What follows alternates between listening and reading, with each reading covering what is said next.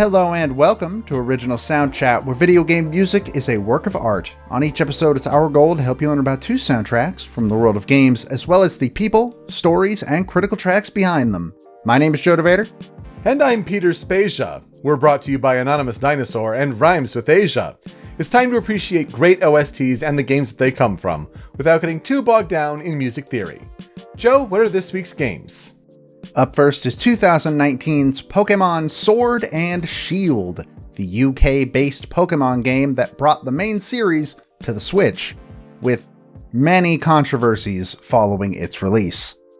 Following that is the 3DS remake to the Generation 3 Game Boy Advance titles, with a gym leader quest throughout Hoenn and all of its water. 2014's Pokémon Omega Ruby and Alpha Sapphire. Not only are these Pokémon games, of course, trying to flush out some of the generations that we have missed along the way, but it's time for dumb controversies with Pokémon. Yep. Mine is very well known. I think yours is stupider, but boy, mine got louder. Yours got louder. Mine is a niche meme that only caught on with a certain subsect of the internet, I think, but I think a lot of people forget that it was associated with this game. Anyway, We'll get to talking about those for sure. We missed it last week because we were just so strung out with trying to get it out on time and everything like that. But Joe, how are you doing? What are you playing? Well, I finished Beast Breaker. It was pretty good. I have some mechanical problems with a lot of the stuff that it does, but overall, I do think it's a very fun game. It was perfect for laying down in bed and playing at the end of the night. But I started a game called Eastward. Have you heard of Eastward? Heard of it, but don't know what it is. I've only played like an hour, but so far it seems to be, hey, we made Mother 3, but it's an action RPG instead of a turn-based RPG. Like, the aesthetic is insanely Mother 3 inspired. It's like clear. It does not shy away from that. And other than that, I mean, I played like an hour of Moonglow Bay. It's pretty fun so far. I like it so far. Very chill. Very nice soundtrack. Lena Raine. Very good. Oh, Eastward. Joel Corlett's doing the soundtrack for that one. Okay. So there's another familiar name on there. We talked about him for his work on The Unfinished Swan. Yeah, that's pretty much it. Other than like streaming stuff, I've kind of been focusing on this November, and I've gotten into the point where it's like, oh, I have to cross-stitch all the time because I have gifts that I need to send out. So might slow down there a bit for now. Maybe watching some more LPs instead of playing games in the background there. I finished The Great Ace Attorney Chronicles. Yeah! And it was dope. It was fantastic. Yeah, that game's super good. I thoroughly enjoyed it. I think it's up there among the best Ace Attorney games in the series. But, as we both experienced, you get burned out playing it. Yeah. It's so long. It's 45 to 50 hours long across the two games in the package. And that is a lot of Ace Attorney to digest. By the end of it, it's incredible and all the payoffs are worth it. But it's just a long road to get there. And that is a soundtrack that will be in our top 10 for best of 2021. I'm going to go ahead and put out the prediction that it's going to be in our top 5 for best of 2021. Yeah, I can see that for sure. And then I also started playing Forza Horizon 5. It's, one of the big Xbox Game Pass launches for first-party Microsoft, and it was a stiff download at 100 gigabytes. Oh my goodness. Yeah, I hear. I heard like 130 in some places. Depending if you play, I think at PC for sure, but I'm playing on Series X. And that's a little stiff against, download caps and all for the month. Okay, just eat a tenth of that, sure. But I'm having a good time with it so far. I'm terrible. I've never really played a Forza Horizon game before. But just getting a little used to it, having some fun. It's weird that they kind of take your name from your Microsoft account and try to use that to name your character. Oh, no. So they're able to say, "Oh, Peter, and that's all fine, but like they just won't even attempt the last name, and so we're just gonna leave it at first name. So I just found that a little interesting of a taste.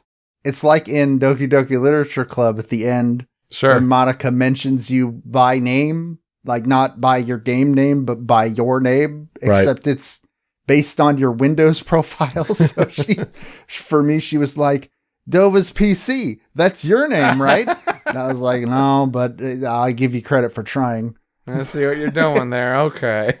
But all I've heard about Forza is that it has a lot of very evil choices for how you can make your horn sound. Oh, it does. Oh, it's delightful. Oh, I love it. You can at least preview them, right? So you can go through the story and it's like, oh, they're unlockable, whatever, but you can at least preview. And I'm like, Ori and the Blind Forest. Like, yes, thank you. They've got the Doom E1M1. It's Halo theme. It's that's fantastic. Awesome. I didn't hear about that one. Yeah, it's almost like Doot level quality. It's just, it's so good. So good. Beautiful. Really enjoying it so far. Not much to talk about as far as composer follow-up news this week. Let's just throw it out there quickly that Dicey Dungeons is now on Game Pass. Play it. But River City Girls has left the service as of time of this episode's release. So this is what happens. You find some of these indie games on there, or even big profile games. Like I'm sure that GTA San Andreas remaster that is now on Game Pass is not going to be there for long. So if you find it on the service, play it while you can. Yeah, play Dicey Dungeons. Everybody, you that's listening right now, play Dicey Dungeons. It's good. It's a good game. So, let's get into talking about Pokemon. There's a lot of Pokemon to go around this week because, finally, remakes of Gen 4 are coming out this Friday. I'm kind of excited. Some of the stuff I've heard about the game from unfortunate sources, admittedly, but some of the stuff I've heard, this game sounds great. It's got some features that have been missing since like Heart Gold, Soul Silver. Looking forward to it. But right now we're going to talk about Pokemon Sword and Shield, which was, until this week, the most recently released Pokemon game. It was originally released on November 15th, 2019. It was developed by Game Freak and published by Nintendo and the Pokemon Company.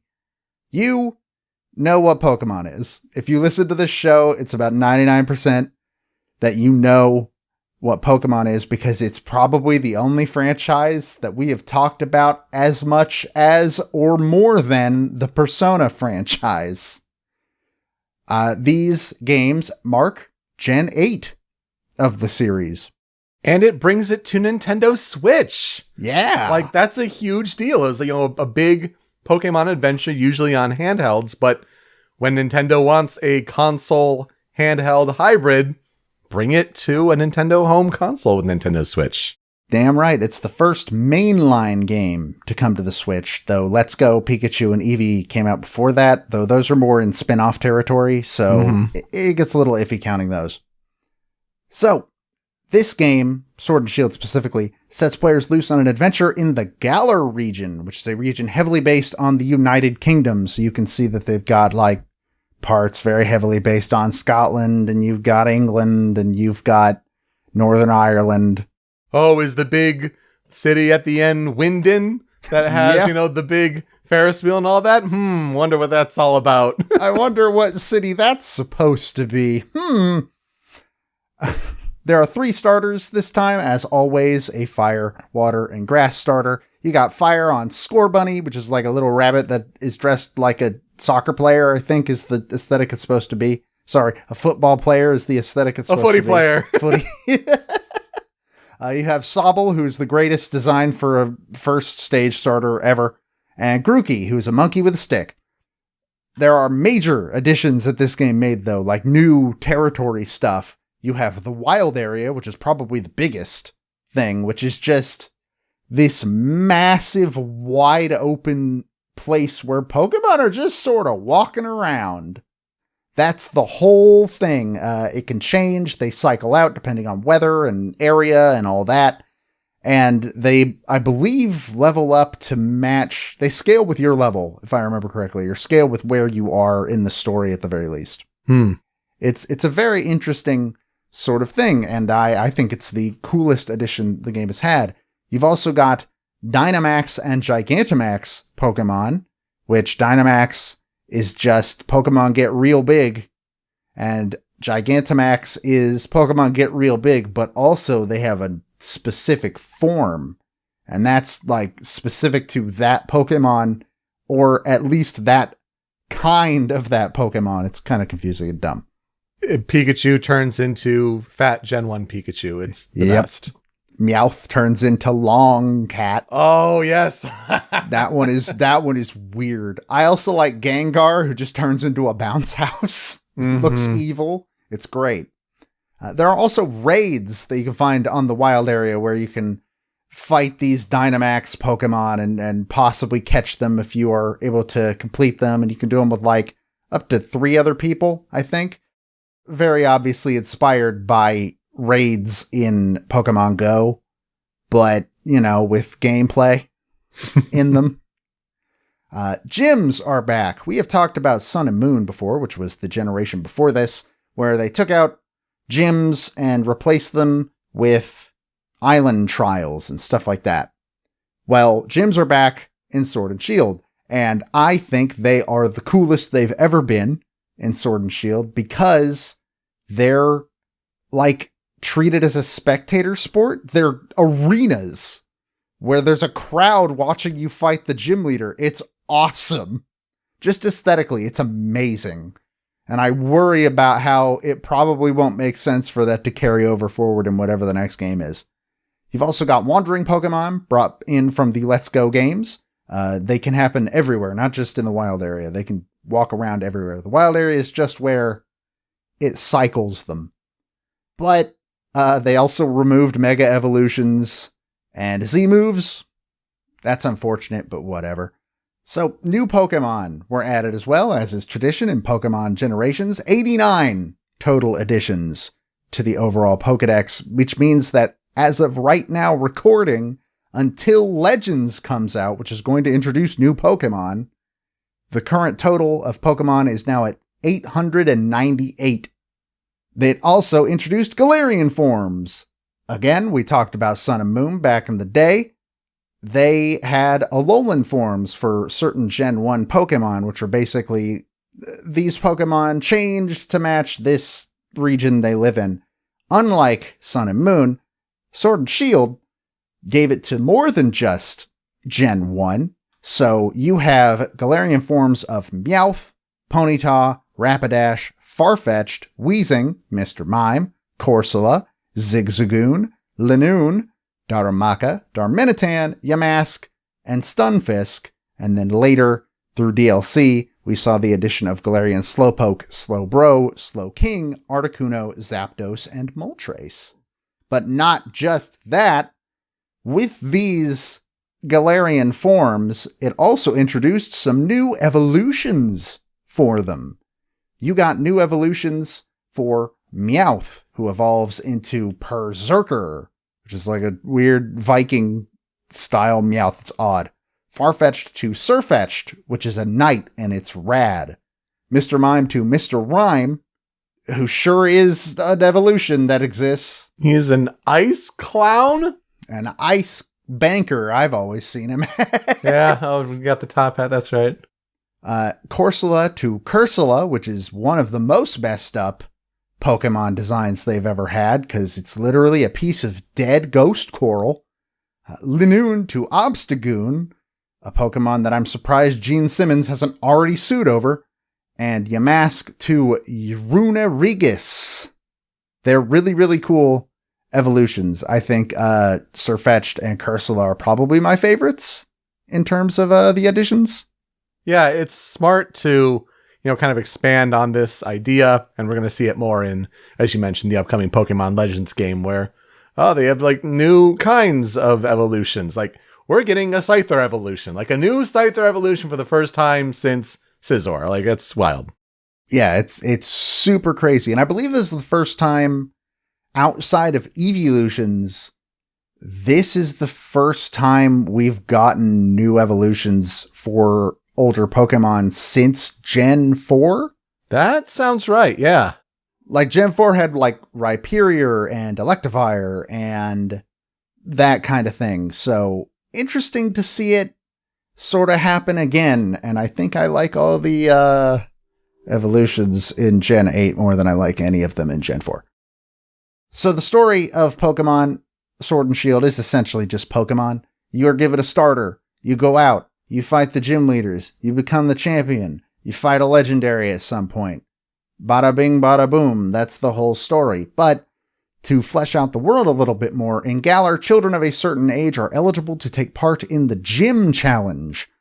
Unlike in other regions where a gym is just a place you go in town, you fight the gym leader, and you leave, like I mentioned earlier, gyms in Galar are a spectator sport, and the Gym Challenge is essentially more like an actual league, sort of, where there are multiple participants, and everybody goes to each gym in a set order, and you have to be able to complete that gym's puzzles and beat the gym leader in order to move on to the next round. And people that can't do that are slowly eliminated until the remaining participants are put into a bracket to fight each other, and the winner of that bracket then fights the champion, the undefeated Leon, for a chance to take his title.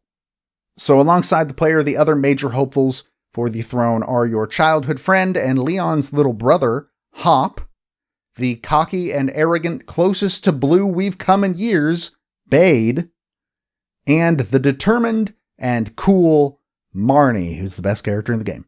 Mm-hmm. So the questions are pretty simple. Can you become the champion of Galar? What are the motivations of your fellow league challengers? And why is Sobble the perfect water starter until he evolves? Here's where I will ask, hey Peter, what are your experiences with Pokemon Sword and Shield? I had a pretty fun time with it. I feel like the new changes were mostly cool. I really did enjoy like the atmosphere of the gym challenges, the gym leader battles. Oh, it's so good.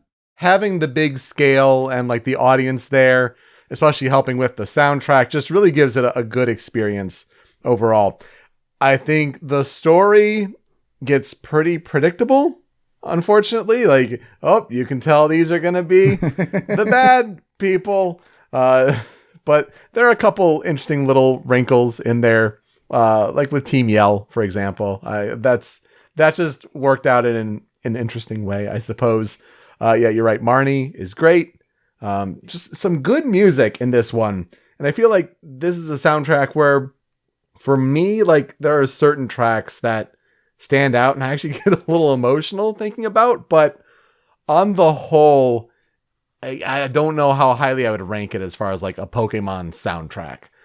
But yeah, it's unfortunately a game that I think the conversation about has just been marred with dumb controversy, as we'll get to talk about, which is unfortunate. I think it's got a lot of cool ideas. And, you know, with things like the wild area, we're going to see soon how that's translated into more of a Monster Hunter semi-open world design. And, you know, kind of more meant for an older player. But yeah, it's still trying to fight that balance of, you know, we're trying to introduce generations for the same sort of 10-ish year old audience to keep building our player base going forward.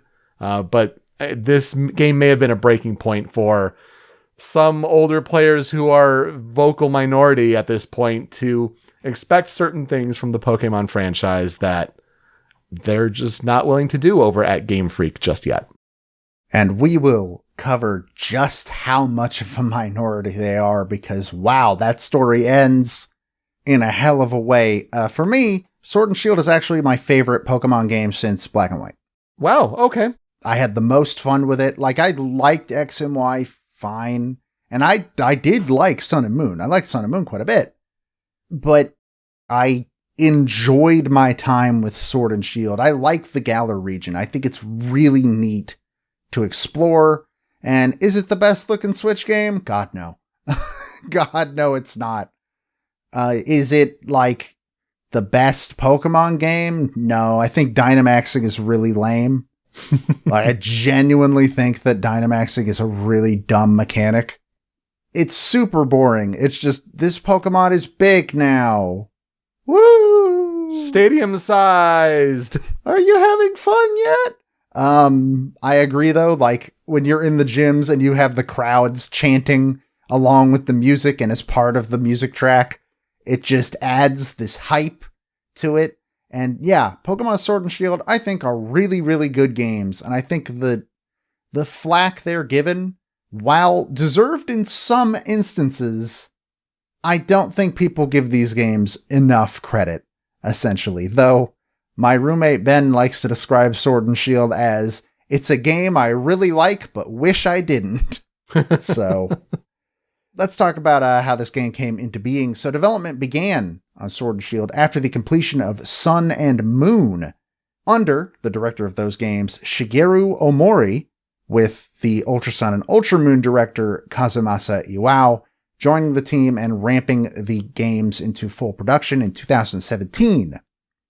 Apparently, according to them, the idea for Dynamaxing and Gigantamaxing directly stemmed from the fact that this was the first mainline Pokemon game, again excluding Let's Go Pikachu and Eevee, to be playable on a television, as opposed to being a dedicated handheld platform game. So they wanted the Pokemon to be able to get larger now that they were displayed on a larger screen. That is apparently where the idea came from. That is the stupidest origin to the lamest gimmick ever. Not what I would have thought of. Yeah, that's a weird one. From there, though, Omori came up with the idea of a sword Pokemon and a shield Pokemon taking on a giant Pokemon. And from there, the game's names were set as Sword and Shield. So rather cut and dry reasoning for why that ended up happening. But also an odd title, though, because everyone, X and Y was kind of an odd diversion, right? But okay, they're letters. But you still had, Sun and Moon. So like, okay, we've gone from like gems to colors to letters to, celestial beings and all that. No, we're just now doing like objects now. And it's like, it's an unusual take. It makes me have zero idea what a future Generation 9 could possibly be named. They're all cowards, though, because they should have put out a Pokemon Gun. Yeah. Where's Pokemon Gun, Game Freak? Where's Pokemon Z and Stars and all? Yeah, right. So, as you would expect, the team making these games was massive. According to Wikipedia, over 1,000 people from across multiple companies touched the project. Wow. Apparently, approximately 200 developers at Game Freak, 100 developers from Creatures Inc., who were handling the 3D modeling, and 100 more working in QA, with the rest of the 1,000 being made up of marketing and PR. Which, boy, this game needed some PR. See, for the first time ever in series history, Sword and Shield does not include every Pokemon from across the franchise, cutting like 300, 400, somewhere in there. I think the final number came down to like 500 something that are in the game. But they cut a bunch of Pokemon from previous gens. Many reasons were given for this, from development issues while creating new mechanics like Dynamaxed, which doesn't make sense to me because that's just enlarging the model.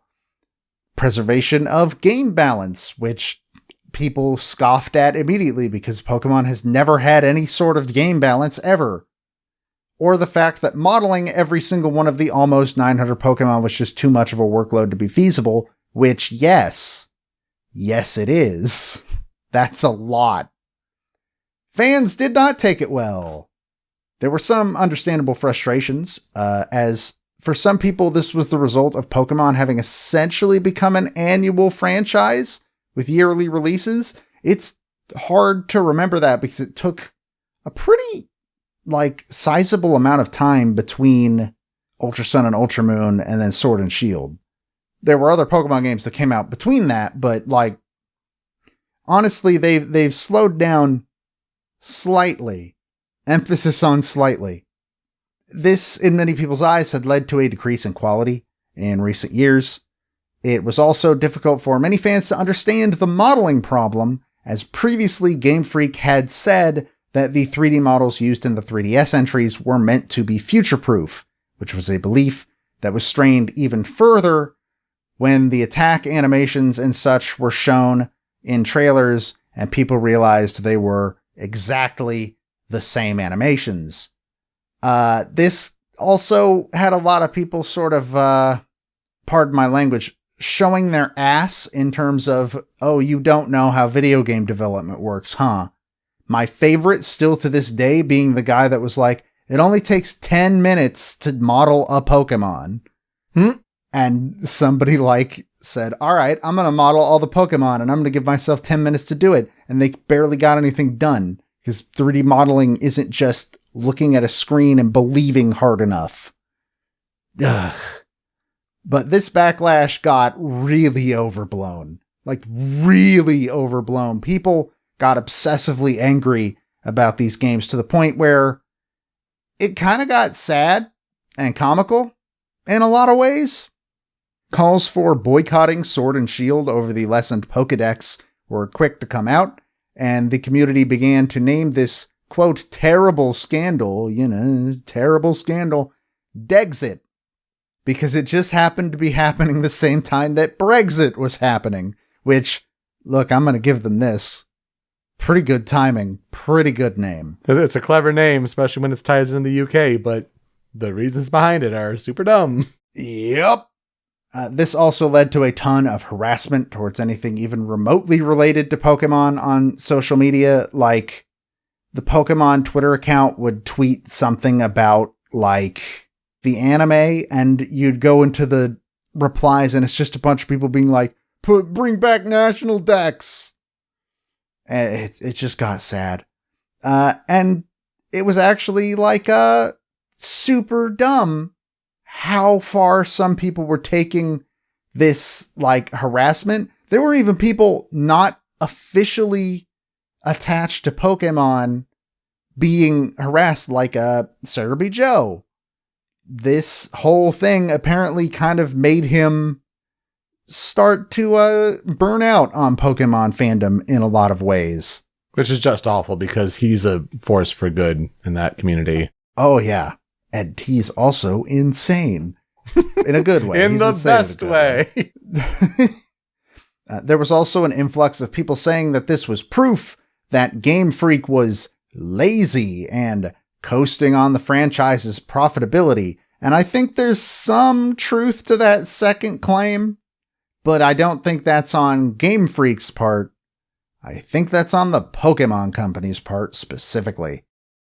The thing that really grinds my gears, so to speak, about Game Freak is lazy and this is proof, is it wasn't 100% Game Freak's call. According to Junichi Masuda, reducing the Pokedex was a mutual decision by Game Freak, the Pokemon Company, and Nintendo. All three companies agreed this was for the best. Also, calling them lazy is another instance of showing your ass you don't know how video games are made. Shut up. Literally an article posted today as of time of recording from IGN speaking to Axios, Pokemon Company Director of Consumer Marketing J.C. Smith says the developers have heard fan complaints and are forced to balance the wants and needs of fans of all ages. Quote, we have a group of creators and professionals working at the Pokemon Company that have been through a lot, seen, heard a lot. They have thicker skin than many people do because they've heard it. Yeah, that's about right. This got super overblown to the point where we're still sort of seeing remnants of it now with these remakes on the way out and Legends coming out next year in a few months, actually. But that backlash kind of only grew when data miners looked into the game and allegedly found out that the Pokemon models were actually, in fact, the exact same models as the 3DS titles. I don't know how much I believe that. I don't know. I don't know enough about this kind of thing to be able to say anything substantial, I suppose. What? You mean like so many people in this controversy should be doing? If you don't know anything, keep your mouth shut? What? Or like, I don't know, go read about it. Yeah, learn. Things. Oh my God, yeah. Mm-hmm. But because of this, the game got review bombed with fans citing, quote, terrible graphics. I disagree. Again, it's not the best looking Switch game in the world, but I think it looks pretty good in certain ways. And all of the graphic mods I've seen on hacked Switches since this game came out all look worse. All look worse. And they also complained about bland characters and story. Story I could get. I agree with you. It's really predictable and it's just the most basic story they could tell. But also, what are we talking about? It's for kids. Like, what expectations are we really having for mainline Pokemon games at this point when we're 30 years old? There's like one Pokemon game that tried to have a real sort of nuanced narrative ever. And it was black and white. Heaven forbid when those games get remade. Oh my gosh. I'm actually not looking forward to how the fan base will complain about those. But bland characters? Come on. Bade is literally the rival people have been asking for since, like, they stopped having a mean rival in, like, Gen 3. And then Marnie is great. Fight me, Internet. But anyways, this didn't really matter because reviewers still liked the game and it received an overall positive review. Currently sits at an 80 on Metacritic. It was nominated for a bunch of awards, but it actually only ended up winning 3. It won Game of the Year and Best RPG at the Famitsu Dengeki Game Awards, which I assume is actually just awards that Famitsu gives out in an issue of their magazine, I assume. But I found it really funny that at South by Southwest, it won Trending Game of the Year. For maybe all the worst reasons. I mean, it certainly was trending. I'll give them that. I can't think of another game that was trending harder than Sword and Shield that year. So here's where we get the ending of the story, because despite all of the boycott calls and all of the outrage and all of this, Sword and Shield actually sold incredibly well. 2 million copies in its first 3 days just in Japan. 2 million more copies during launch weekend just in the United States, beating out Smash Ultimate for fastest selling Switch game in most regions. I believe now that title has been taken from it by Animal Crossing. I'm pretty sure. But by September of 2021, it was reported that Pokemon Sword and Shield had sold 22.64 million copies. Whoa. Y'all did great at that boycott, kids. Good job. If you need any proof of how toothless all that crap was, there it is. Also, a first for the Pokemon series, Sword and Shield had DLC. 2 expansions were released, which added some, but not all, Pokemon back into the game, past Pokemon and all that, as well as added new areas, new legendaries, and new story content. Isle of Armor, released in June of 2020, and introduced the legendary Pokemon Kubfu and its evolved form Urshifu, while Crown Tundra, released in October of 2020, introducing the legendary Pokemon Calyrex, Glastrier, and Spectrier, as well as special legendary Pokemon raids, which I actually haven't tried any of those yet. I didn't load up Crown Tundra, but I've heard good things. I've heard it's very, very good. I didn't buy these at all. I've heard generally pretty good things. Yeah. Yeah, I bought them both at, I don't remember when. It wasn't at launch, I know that for a fact, but the announcement of these, though, caused the most entitled people humanly possible to be crawling out of the woodwork because they claimed that these expansions should be free due to, quote, Game Freak's actions. Care about anything important in your life. Have a real problem just once. Essentially, they were saying, please give me free stuff because you cut my favorite Pokemon out of the game. Really stupid, absolutely childish, embarrassing as hell. But it's still the last mainline game to come out, though it has been confirmed that Gen 9 is currently in some phase of development, but literally all we've been told is, we're working on it, and we know absolutely nothing else about it. Two side titles are on the way, as I mentioned this week, Pokemon Brilliant Diamond and Shining Pearl, the long-requested remakes of the Gen 4 games from the DS era, release this week on Friday. And then Pokemon Legends Arceus, a spin-off taking place in the distant past of the Sinnoh region when it was called the Hisui region for some reason. That looks really different and honestly really neat. I'm really excited for that game. Mm-hmm. That's coming out in January of 2022. I'm amazed they've given that a solid date. I keep thinking that's going to get pushed in some way, but we'll see what happens.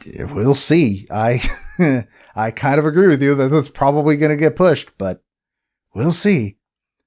So the composer that I was going to cover for this game, his name is Keita Okamoto. He is one of 3 composers that are credited with working on this game, the other 2 being Minako Adachi, who we talked about in episode 118 for her work on Sun and Moon, as well as Go Ichinose, which was, I think, the first time Pokemon came up on the show at all, in episode 19 for his work on Diamond and Pearl. Uh-huh. So we've already talked about both of those. Keita Okamoto is a ghost. There's nothing. Nothing. He's not even listed on the Wikipedia as a composer. The only place I could find him listed was on Moby Games. Because this soundtrack also isn't on VGMDB, because I guess it just for some reason hasn't had an official release. Yeah, the Pokemon games do these Super Music Complete collections, and sometimes they take a little bit, after the games come out. They put them on iTunes and everything. It's really strange. But this one has not received such a collection just yet. And as a result, it's just a lot of game rips that aren't fully mastered. Yeah, it's really, really bizarre. But Moby Games is the only place I could find evidence that this man even exists. And also, apparently, this is his first time working as a composer on the Pokemon games. Oh, so maybe he's just brand new and fresh. Well, previously he was credited as a designer on Let's Go Pikachu and Eevee and Ultra Sun and Ultra Moon, with Sword and Shield seeming to be his first and only work so far in sound. So maybe he's an up-and-comer, I don't know. I couldn't even find this man's age. He's nowhere, he is a ghost. Well, I'll have a similar story about that for you later. Thank you, Japanese game studios.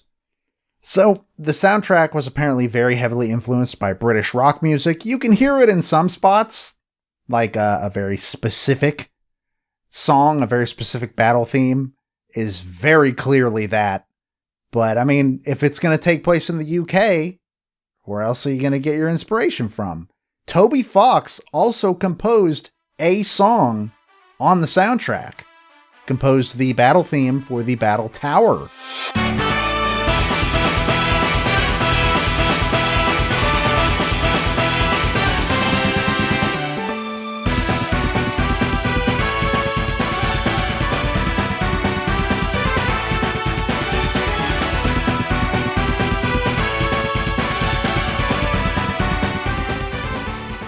Which, if you listen to it, does have a bit of an Undertale flavor to it.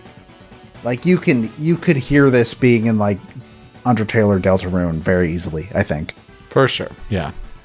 And like I said, no official soundtrack release as far as I can tell. Absolutely bizarre. So, we're going to go ahead and jump into the Critical 5. The first one being, I wanted to start with something basic, something neat that sort of, I think, really communicates the aesthetic of this game while also being familiar, if that makes sense. So we're going to start with title screen.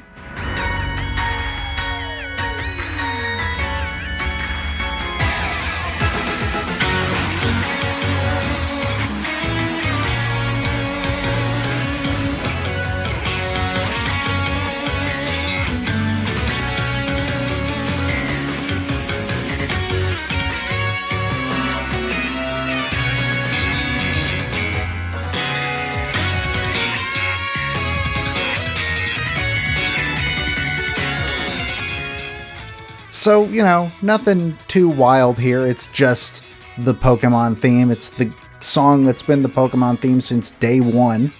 But I think the sort of instrumentation and also the crowd sort of cheering in the background, the ambiance back there, I think it really, really does a great job at sort of communicating the like aesthetic of this whole adventure, especially considering I feel like this song would fit perfectly over like, here's all the participants, it's time to introduce them all, and like a lineup in the stadium. And I don't know, this kind of stuck out to me when I was trying to figure out what this Critical 5 would be. Have we never included the main Pokemon theme on this show yet? Did we do it for Red and Blue? I don't think we did the opening. Huh. Well, there you go, everybody. You know, it's overlooked a lot, I feel like, because it's just been around. It's a known quantity at this point. It's in every single one of them. But yeah, I think that sometimes it's used very effectively to like communicate how your adventure is going to go and all that. And this, I think, is one of the best examples of that. I think it does a great job. You're absolutely right. Now, good to include a classic theme, but we've modernized it. Just like we're coming onto home consoles for the first time with this game. Let's give it a more sort of modern, a fresh instrument set. You get the electric guitars in there. You get the bass kind of going in there with these fun synths in there as well. It's real nice. Yeah, I enjoy it. All right, let's talk about some music that plays in the Wild Area. Specifically, let's talk about Wild Area North.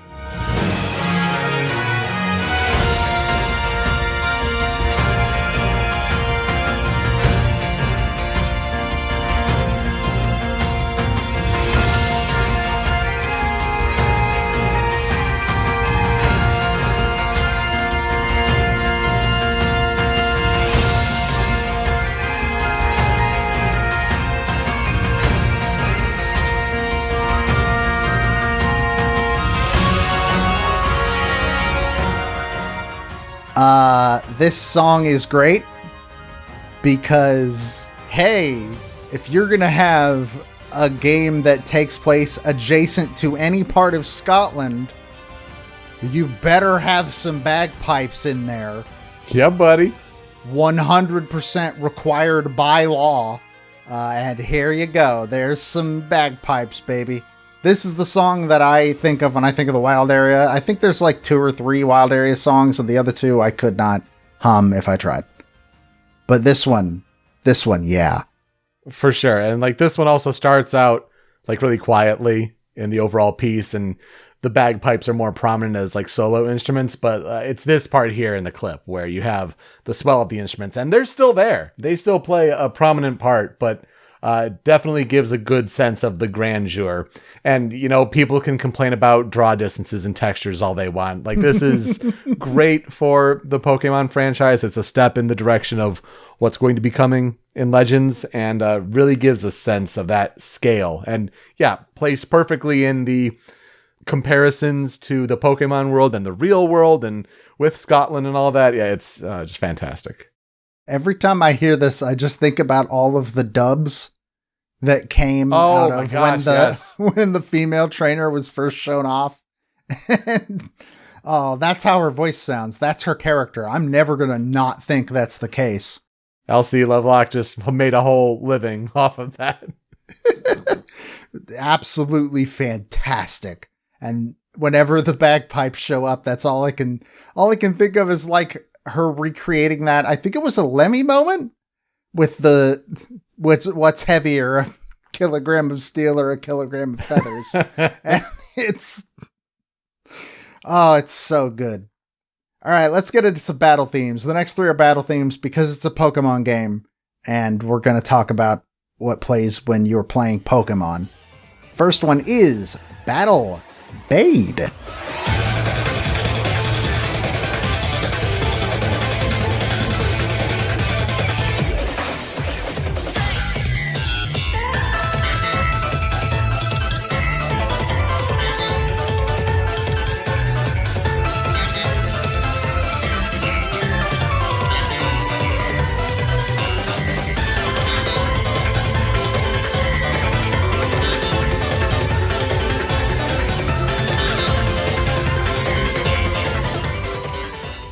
Bade! Bade, Bade, Bade, Bade, Bade. Like it shouts his name. It's so stupid. I love it. But yeah, this song is really, really good. I like Bade a lot. I have alluded to it in the episode a couple of times now, but he's just a dick.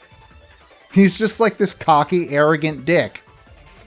And we haven't had a rival like that since, honestly, I want to say Silver's the last time we had one. Yeah.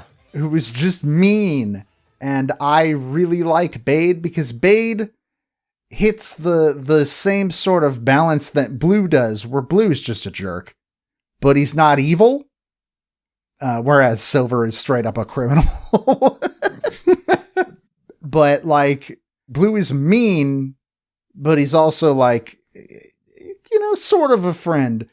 Bade is this dude that's like, the champion picked me, like, out of everybody. And that means I'm the best.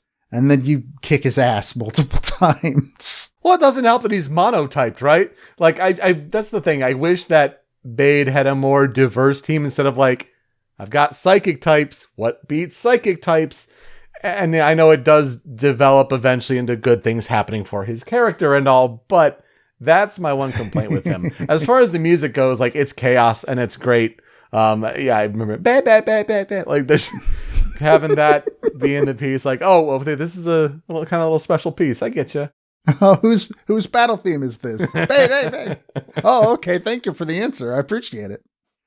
Following that is one of my favorite battle themes in the game. Second place, I think, to Critical Track number 5. Critical Track number 4 is Battle Gym Leader.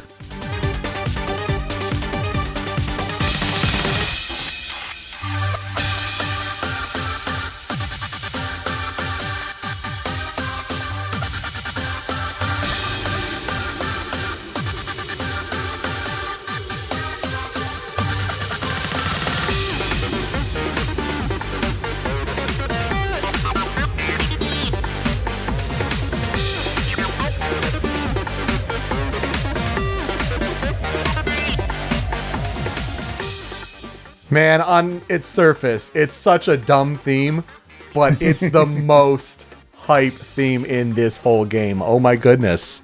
Oh, it gets so hype, especially considering, like, there isn't really a transition into the battle. It's, you're on the stadium, you say hello to the gym leader, and then the battle starts. And it's awesome. And also the fact that this song evolves as the battle goes on. Granted, I think the first stage is the best one. The other two, I don't like it when it goes into a major key. I think it's stupid sounding. Oh, yeah, with yeah.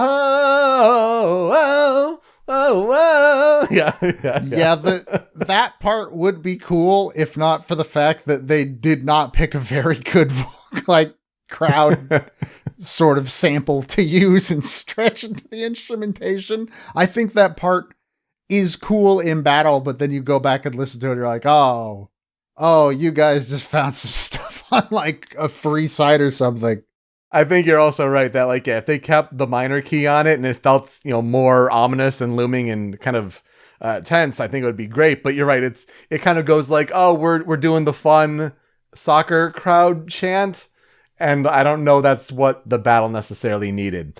I also can't believe that I'm as hyped for just dumb club rave music, honestly. That's what it is, but it works so well. And you're right, the different evolutions and growth throughout the battle, or even, when you're doing things in the battle that are more meta in a way. Yeah, like when you go into the menu and I wanted to give this a shout out, when you go into the menu to switch Pokemon, there's a separate version of this song where it cuts out all of the high end and muffles it a bunch.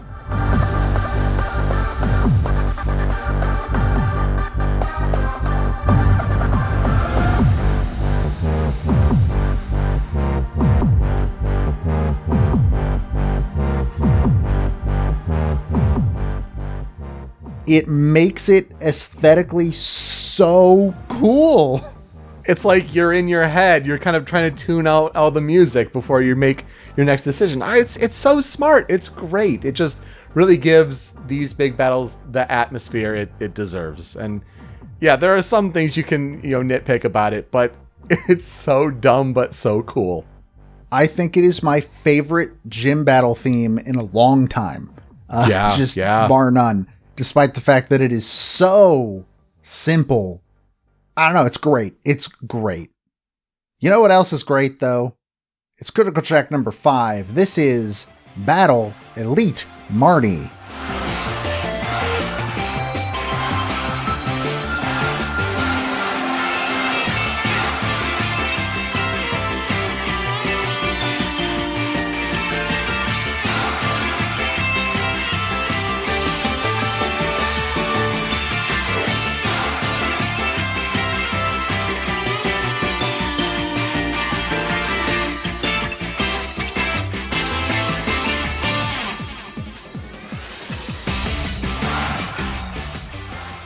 This is specifically the battle theme when you are facing Marnie in the finals of the gym challenge.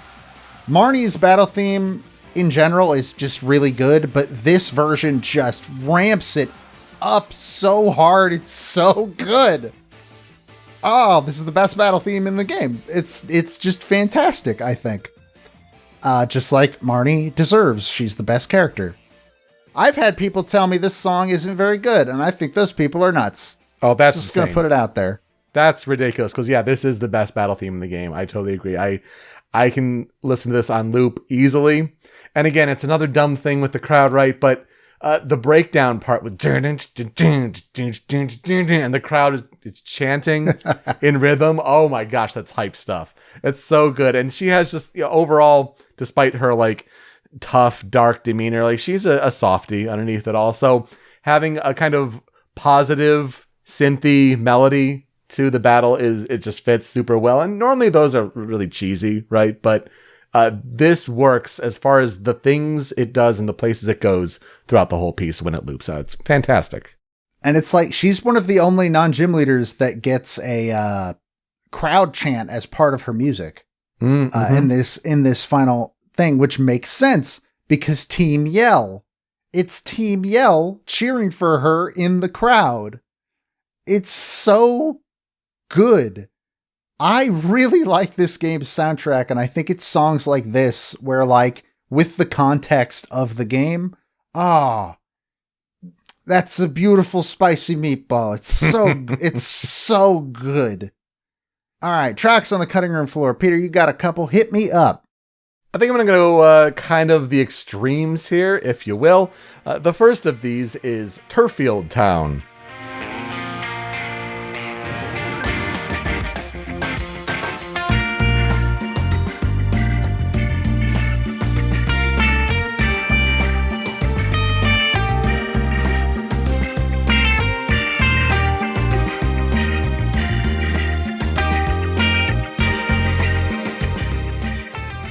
So I figure we might as well mention a town theme. Oh, we didn't really get a route theme in there, but sometimes it's good to kind of mention like, oh, here's kind of how the towns sound, or at least one of the more notable, prominent towns.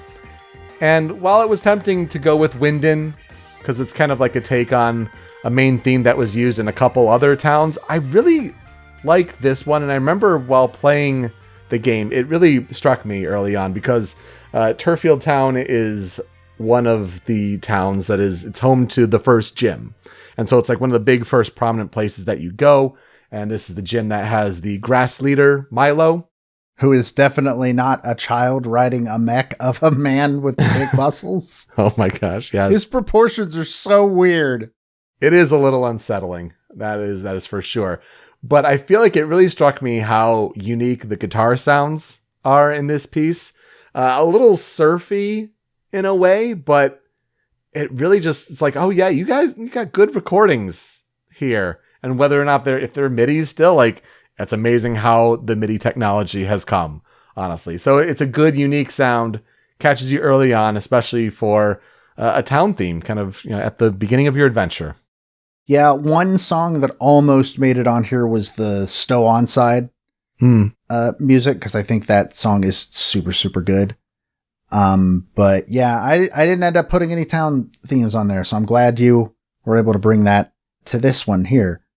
I got to go back to a battle, though. And what better battle to go back to on my cutting room floor here than Battle Champion.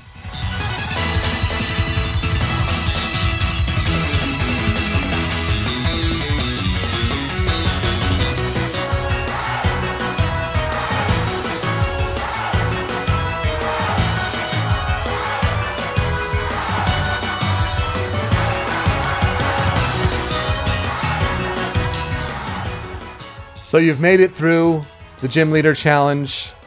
You're taking on Leon, the champion, and his Charizard that knows a grass move, of all things. Because you're like, yes, this Charizard that you've been teasing me throughout the game as his big bad final Pokemon. Well, Charizard's doubly weak against rock with fire flying, so I got him. Use a rock type. Nope, here's a Gigantamax Max Overgrowth to have a really bad time for your rock Pokemon. Oops. That's just smart AI enemy design. Anyway, the piece here is just great. Kind of bringing in some themes throughout Sword and Shield. And it's 2 minutes into the piece where we show the clip here. And it plays the Hall of Fame theme from the original Gen 1 Red and Blue Pokemon games. Are you serious? Like, gets me emotional listening to him, pulling together the clips. I'm just like, oh man, that's right. I forgot about this. Here comes the feels and the tears. Oh my goodness. Just a wonderful piece overall and like the big climactic moment of the game. And for it to bring that, to make that kind of call, that throwback musically, what a choice. I agree that throwback is really good. I don't like the song. I think it's one of the weakest champion battles we've gotten in a while. I know it was very not popular when people first heard it. I don't think it's terrible like some people do, but I don't know. I'm not the biggest fan of this specific theme. I think Leon deserved a little bit better because he's a good character. I enjoyed Leon a lot. Apparently, the Twilight Wings anime that was just all Galar has a really, really interesting story about Leon and how, hey, you beating him kind of messed him up emotionally and mentally. Oh, so okay. It's apparently very good, but yeah, not the biggest fan of the champion battle in Sword and Shield. I also have two though. The first one, fittingly enough, is the battle theme for Leon's little brother. Hey, perfect gap, perfect connection. Yeah, that's the word. It's Battle Hop.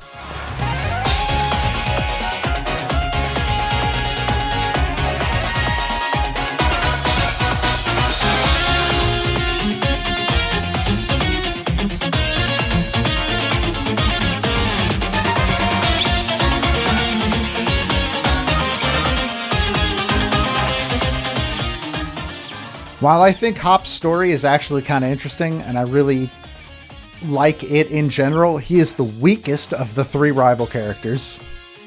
His competition is Marnie and Bade. He was never going to win. He was never going to win that. And also, he just gets kind of annoying sometimes. He's the tutorial character. He's come here next, and here's what you got to do early on. Hey, do you want to battle me for the 7th time in the game? No, Hop, not really, but all right. Throw out a Wooloo. Great. Okay, woohoo. Marnie deserved to be the one that caught Zacian or Zamazenta. I was going to say, at least Hop does something that no other rival has done previously in Pokemon. That is true. And I think his story is very neat of the whole, everybody has these expectations of me because my brother is essentially a god. And just sort of the breakdown of that. His battle theme is fun, though. It's got a nice energy to it. It is, again, nowhere near Bade or Marnie's battle themes. But it's got a nice, bouncy energy to it. I dig it. It is very bouncy, and it works super well for the beginning of the game. I just wish it evolved more throughout the game. Does he get a final battle version in the tournament? I don't think he does. I think he does, but I can't remember how it evolves. Yeah, me Can't neither. be too much because, even Marnie's like, yeah, it helps with the scale of it, but it's still the same melody and energy. Yeah, it just messes with some of the instrumentation and adds in that crowd chanting and all that. Anyways, the last track on the cutting room floor is Sonia's Encounter.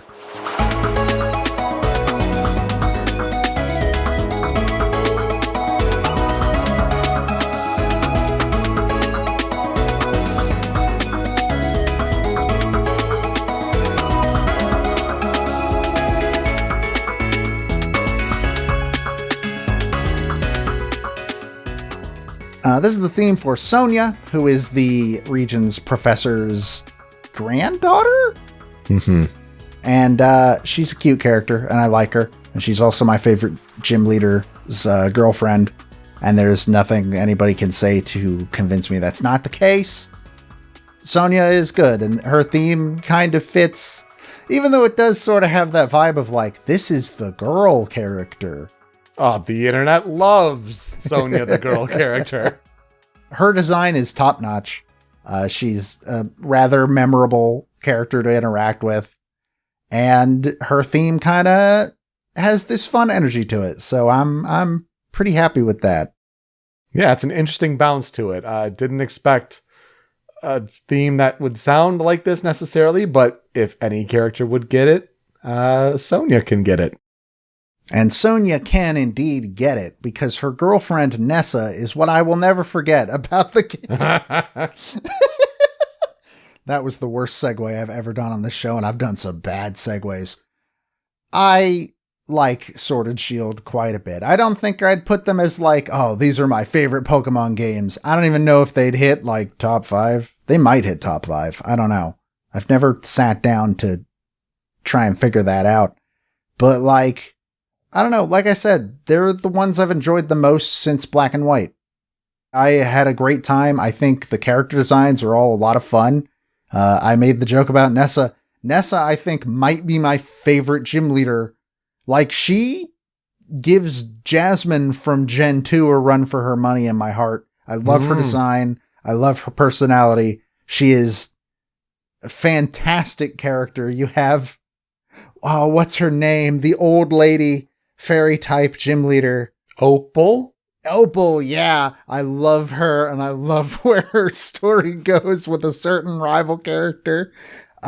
She's so fun. Like, I don't know, just in general, I think that Pokemon Sword and Shield is a very enjoyable game, and I do hope they get a little bit better at developing on the Switch so that they can maybe make a game that doesn't kind of feel like it was supposed to be on the 3DS at first. I don't know. I'm hoping. I'm holding out hope. I think this game is a great bridge point to, hey, maybe Legends is going to be pretty damn good. I keep my fingers crossed on that one for sure. Yeah, Nessa's cringe face is also wonderful. It's just very expressive, very good. I'll remember this game not necessarily for the first time I played it, but for when my fiance was learning how to play console games and play Pokemon games specifically. You know, she first learned on Fire Red, kind of the foundations. Kanto, but, you know, better graphics than Gen 1, right? But the next game after that that she played was Sword and Shield. And so it was certainly an interesting transition, you know, by way of also playing Pokemon Go on the side a little bit. But seeing her develop through that and, you know, play through the game and take on Leon and beat him, kind of getting to re-experience the game that way, I feel like that's what I'll remember the most about Pokemon Sword and Shield. And we're looking forward to giving Brilliant Diamond and Shining Pearl a try. You know, again, like, she hasn't played Gen 4. It's been quite a few years since I've given a Gen 4 game a try, so it's going to be a good time, I think. Yeah, I'm pretty sure I was in freshman year of high school last time I touched a Gen 4 game. I don't know how this is going to go, and I'm looking forward to finding out. So, for our transition into the next game, we usually cover a fan remix, a fan cover, whether it be from sites like OC Remix or from YouTube. Hey, you know, when we have a chance to bring up Bran Flakes, I'm going to bring up Bran Flakes. 100%. Bran Flakes is a fantastic 8-bit remixer, and they did a remix of Marnie's battle theme. It's super good. It translates to 8-bit super well. Please enjoy that. We will be right back.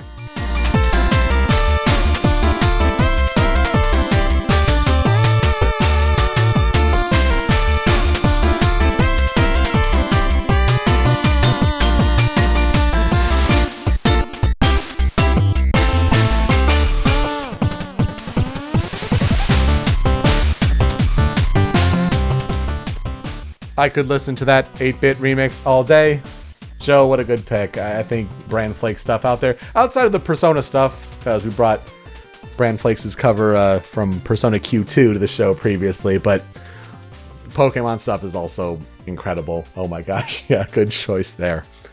Let's continue this Pokemon train a-rolling here. Let's talk about the last generational remake in Pokemon, and that would be Pokemon Omega Ruby and Alpha Sapphire. These games were released on November 21st, 2014 in most of the world. Europe, oddly enough, got them a week later on the 28th, and these were released for Nintendo 3DS. Now, November 21st was a huge Nintendo retail day, at least here in the United States. I always remember it because it was a very expensive video game day. Oh boy, was it. Not only was it the release of these games on Nintendo 3DS, but on Wii U, it was the launch of Super Smash Bros. For Wii U, as well as the debut of Amiibo. So depending on how many figures you had pre-ordered and put down, that was a real pricey day. Pokemon Omega Ruby Alpha Sapphire was developed by Game Freak and published by Nintendo and the Pokemon Company. As Joe described, as we've gone on length about, it's a Pokemon game. I feel like we don't have to really describe the Japanese RPG where you have a top-down camera and you go around the world, battle gyms, take on that challenge, become the champion. Like, it's turn-based battles. It's Pokemon. It's what it is. It's been that way for more than 20 years. They all play the same. They all, at their core, play the exact same. More or less. But these games were a remake of the third generation of games. These would be Ruby, Sapphire, and Emerald. And Pokemon Ruby and Sapphire released in 2002 in Japan, and then 2003 for the rest of the world for Game Boy Advance. Pretty sure it was 12 years to the day, actually, when these released on November 21st, so the 12-year anniversary of the games releasing in Japan. But this game borrows the graphics and the gameplay of the sixth generation of games, and the previous game in the series would be then 2013's Pokemon X and Y. Then you take that kind of gameplay, the graphics, the world, how it looks overall, applies it to the characters and plot of the original Ruby and Sapphire, while then also throwing a Delta episode in there as like an extra epilogue mission to kind of throw in a couple legendary characters from Emerald and all that in there. But then you get to play that in kind of the post-game after you collect all 8 gym badges and become the Pokemon League champion. What is the story of Pokemon Omega Ruby and Alpha Sapphire? Your character has moved to the Hoenn region after your father, Norman, has been hired as a gym leader in Petalburg City. Hoenn has all sorts of new Pokemon to discover, especially after you save the region's top scientist, Professor Birch, using either a Trico, a Torchic, or a Mudkip. As you begin your quest to collect all 8 gym badges, you'll discover that in Omega Ruby, Team Magma wants to awaken the legendary Pokemon Groudon to expand the landmass in the world for humanity's progression, while in Alpha Sapphire, it's Team Aqua who wants to awaken Kyogre to grow the seas for the sake of Pokemon. Can the player stop this from happening to the world? Will you beat your father, the Petalburg gym leader? And can you become Pokemon League champion? So, Joe, here's what I'll ask you. What are our experiences with another Pokemon game, Pokemon Omega Ruby and Alpha Sapphire? Well, first of all, can I just point out that you moved to a different town than your dad works in? Like, not even the next town over. He's like 2 towns over, if I remember correctly. That's a little messed up. He's like the 5th gym leader, and yeah, a couple towns over. It's super weird. We got to talk about like the family dynamics of that one. That's a little messed up. Let's talk about the family dynamics of this compared to Sun and Moon, where your mom is really ready to get you out of that house. Who knows why? For Omega Ruby and Alpha Sapphire, or ORAS, as it is called, because God, those are such long titles, and they somehow one-upped it with BDSP. Badisp. I don't like it very much. I don't like Hoenn. The way Hoenn is laid out, something about it just frustrates me. I've never finished the original Emerald. I always get to like Watson and bounce off super hard. But I did finish Omega Ruby and Alpha Sapphire. It's where I started the Living Dex project that I've sort of fallen behind on since then. But I'm not a big fan of Gen 3, and these remakes didn't do a whole lot to endear them to me further, if that makes sense. I get that, and I feel like there is more of a connection to these games if Ruby and Sapphire were among your first Pokemon games, to see your childhood grown up in this way. I never played Gen 3 as a kid at all. I played Crystal, and then I did not play another Pokemon game until Fire Red and Leaf Green or Diamond and Pearl. So, and I feel like that's a big factor, right? Because I mean, I've been a Gen 1, from the original days and all that, but I still remember, playing Pokemon Ruby and Sapphire and really enjoying it. I played Ruby back in the day, but then did Alpha Sapphire when I got to playing these ones. And yeah, just really enjoyed these games. I feel like the way they implemented not only all of the changes since Gen 3, but Gen 6 specifically, it was a cool way to experience Hoenn, and while, keeping all of the advancements since then. We'll talk about, I think, what's one of the best features in this game, because surprisingly, not a lot of development information on these games, which is really strange. The different wikis and different sources and things like that, shockingly slim. But I just remember having a really good time with Omega Ruby and Alpha Sapphire. And it was kind of like the last games of its kind for a while, because as we've talked about how Sun and Moon then diverged to be its own kind of thing with the island trials and all that. And then you get back to Sword and Shield, which is like a scale that's bigger on consoles and trying to recapture that, but making its own changes along the way. I feel like it's going to be interesting to see how these Gen 4 remakes capture a past spirit of Pokemon, because it's going to be similar, I think, in a way to how Omega Ruby Alpha Sapphire captured that same sort of spirit with the original Ruby and Sapphire and all that. So I'm very interested in seeing, because I think that one of the things that makes ORAS so weird for me is that it's very clear that the towns in ORAS were not made to be in 3D. They were designed to be in 2D, and just straight up moving them into full 3D is weird. But I like that that the Diamond and Pearl remakes are basically like, yeah, we're just remaking the sprites, but they're 3D models now. Yeah. I think that fits super well, and I'm very interested to see how that actually pans out. I agree. And I think while the internet's first blush at them were like, it's mobile game cheap quality, I feel like you gotta imagine that the style's really grown on, I would hope, a lot of people. It's grown on me a lot. I don't think I was the biggest fan at first of the Gen 4 remake look, but I'm now really excited for it. And I think it's interesting to compare, because you look back at Omega Ruby Alpha Sapphire, and it's kind of similar in a way, but it's, comparable with X and Y, and they kind of just brought that over, right? But it's still on 3DS and weaker technology and all that. So I don't know. I'm going to be interested to see how the Gen 4 remakes kind of hold up and all that. But looking back on ORAS, it was interesting to kind of remind myself of, oh yeah, I liked this thing. I liked this thing. So while there is not much development history at all that's available online. Super, super strange. Interesting to note that, this did retain the changes that were made in later generations after Gen 3, such as the attack type split from the 4th generation with physical and special moves.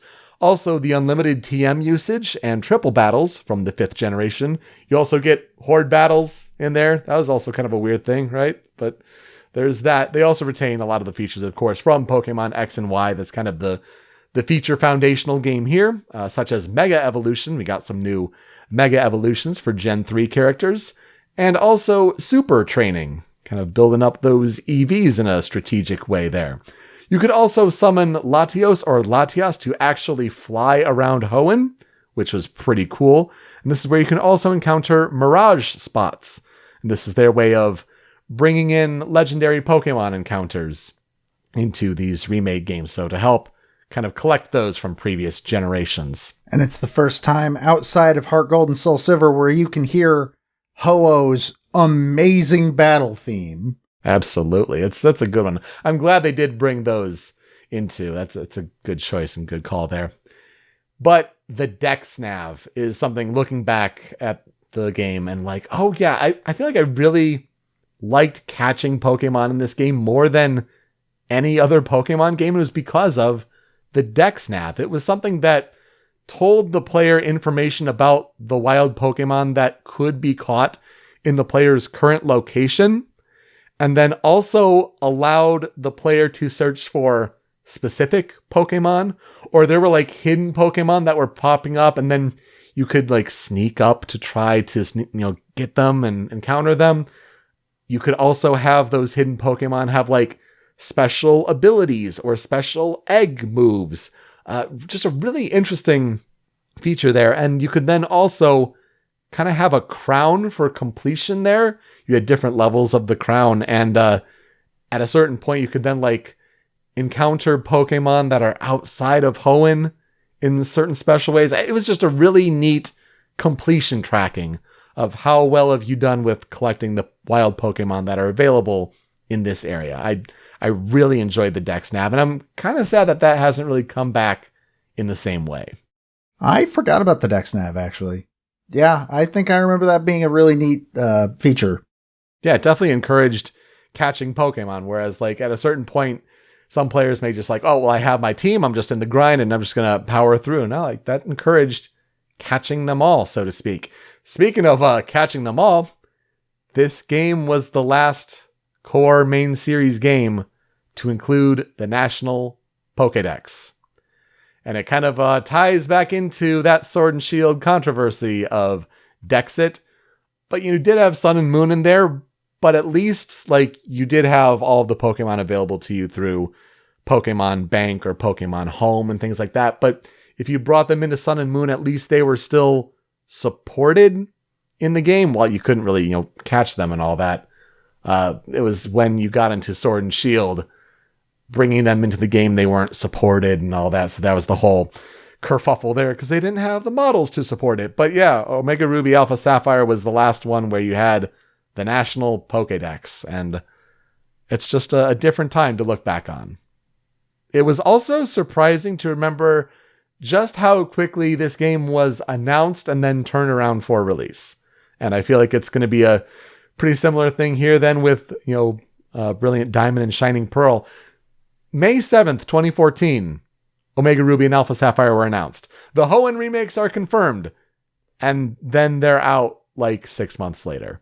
It's a pretty quick turnaround from reveal to release. They sort of did that with Sword and Shield. We were told about Sword and Shield pretty quick before it came out, I feel like. Yeah, but I mean, I think it was longer than half a year. That's for sure. That's fair. The games were reviewed fairly well, with a Metacritic average of 83 for Omega Ruby and 82 for Alpha Sapphire. It's weird that there's the distinction there, but okay. At least it wasn't like a bigger one, I guess. I don't know. It's because Groudon is not as good as Kyogre. Well, there you go. But Kyogre is also a pain in the ass to catch. Yep. Oh my gosh. Aqua Ring is the worst and can bite me.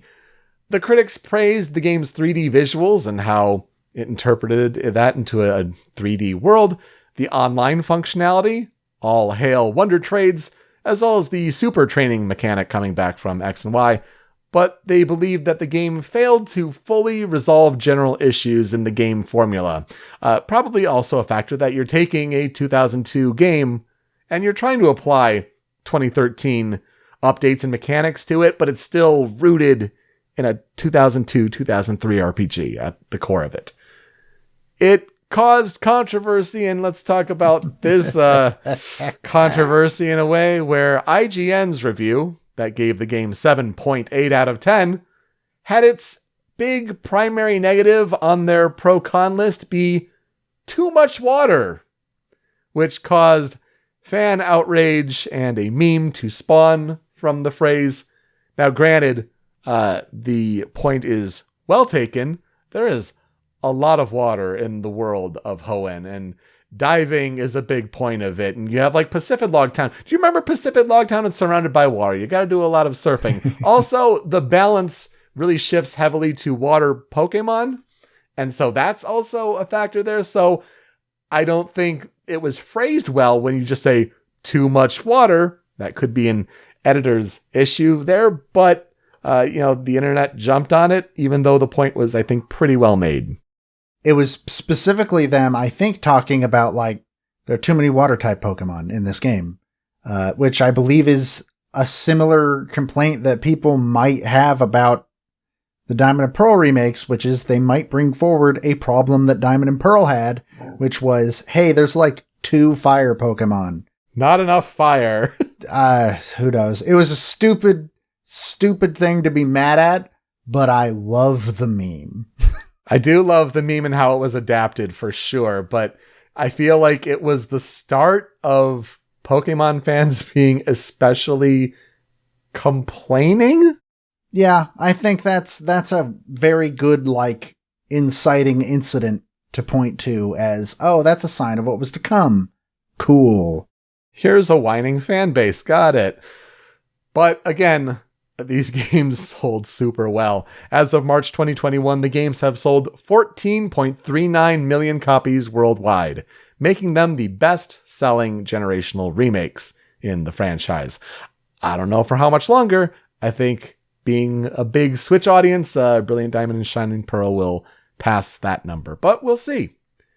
It wasn't nominated for much during the big award shows. It certainly wasn't nominated at BAFTAs or DICE, but it was nominated for Best Remaster at the Game Awards 2014, in which it lost to the game I talked about last week, Grand Theft Auto 5. Okay, that's a weird connection there. Didn't expect to see that. The word remaster is doing some heavy lifting. Yeah. I feel like you don't get to call your game a remaster when it is remade from the ground up. Yeah, it's a full-on remake versus polishing some remaster there in GTA 5. But, okay, they just lump it all together. I get it. You've talked a lot about the legacy of Pokemon and all that, right? I mean, we have Brilliant Diamond and Shining Pearl coming out this week. It's the next generational remake, and I think that's the biggest key point there. We've had, songs from this game show up in Smash and all that, but that's just Nintendo, right? But, yeah, Pokemon, it's continued to be a thing. Believe it or not, it's a hugely successful franchise. So let's talk about the composer then, this week that I'll highlight, and that's Hitomi Sato. No, she's not the table tennis player who won a medal at the 2019 World Table Tennis Championships. Makes Googling that name a little tricky. You got to throw in composer after that. But Hitomi Sato was born on September 12th, 1973 in Nakano, Tokyo, Japan. She is blood type O. And like you mentioned with your composer, Keita Okamoto, she joined Game Freak as a game design planner. Is that just how you get onto the sound team of Pokemon? Yeah, maybe. Because her first credited game was Pokemon Crystal. So, whoa, all right, that's far back. Early 2000s there, for sure. But then, after a member of the sound team left the company, she was asked to provide a song for Pokemon Emerald, and that would be the Battle Tower theme in that game.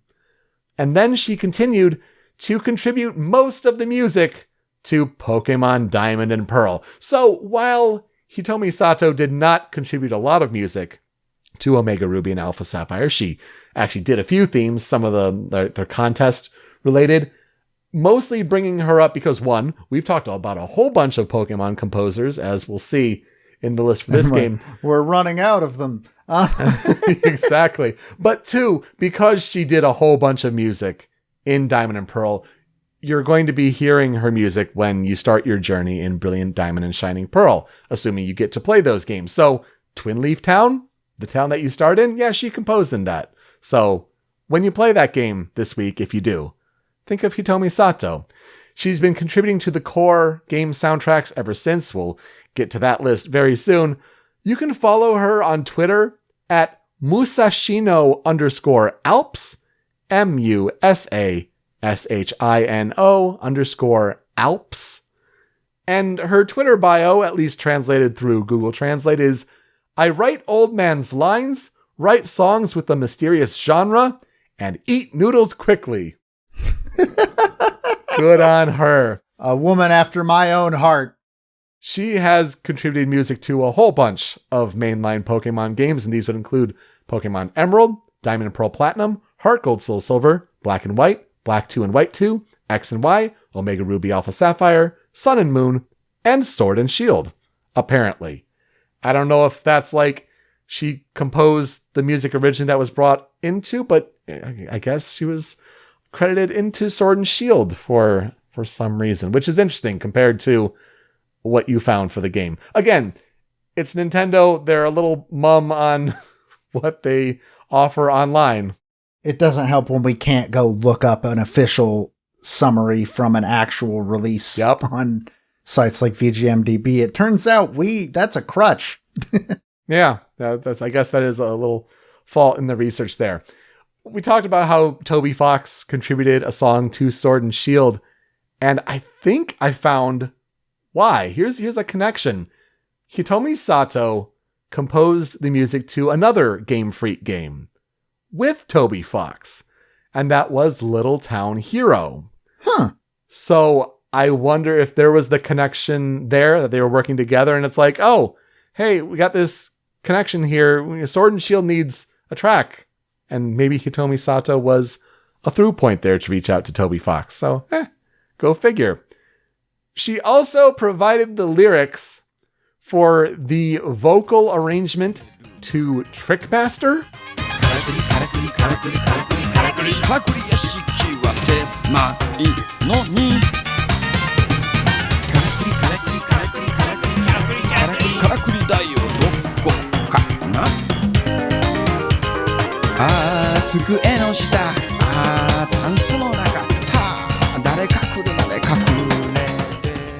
And this was on the original Ruby and Sapphire Super Music Collection that featured Katakuri King and the Katakuri Chorus, which it makes sense that when you got Katakuri, Katakuri, Katakuri, Katakuri, this is a song that has haunted me for years and years and years.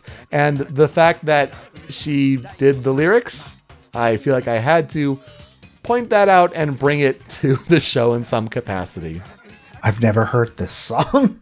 It's delightful. The original Ruby and Sapphire Super Music Collection soundtrack also has a lyric version of Slateport City, which is really nice and delightful. So yes, there are a bunch of composers on the Omega Ruby Alpha Sapphire soundtrack. These would be Go Ichinose, who we highlighted in episode 19 for his work on Diamond and Pearl, Junichi Masuda, who we highlighted in episode 42 for his work on Red and Blue, Morikazu Aoki, who you highlighted in episode 55 for his work on Crystal, Minako Adachi, who you referenced just a little bit ago for her work in Sword and Shield, but we also talked about her in episode 118 for her work in Sun and Moon, Shota Kageyama, who was highlighted in episode 89 for his work in Black and White, and then also Hideaki Kuroda, Hitomi Sato, of course, and Satoshi Nohara. This original soundtrack for Ruby and Sapphire, at least I had to mention trumpets.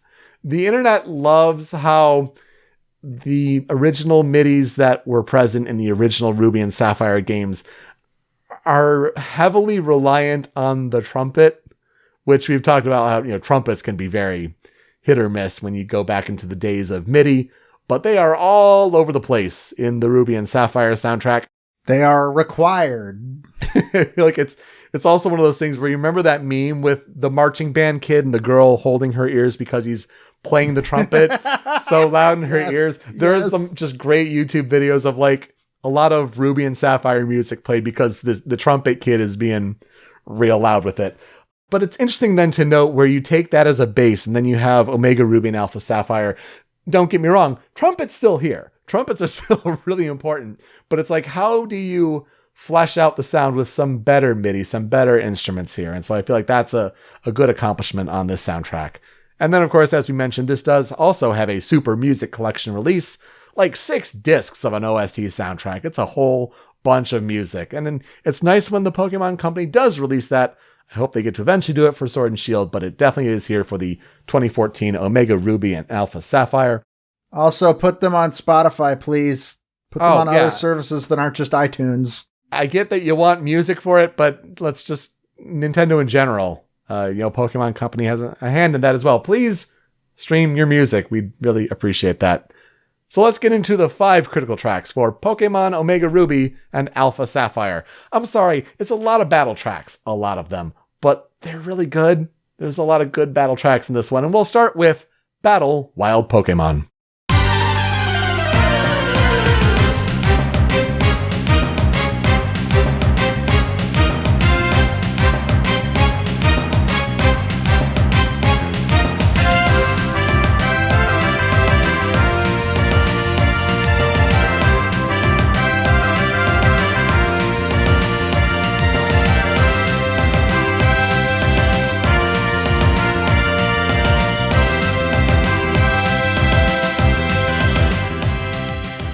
There you go. Right from the get-go, you're hearing the trumpets.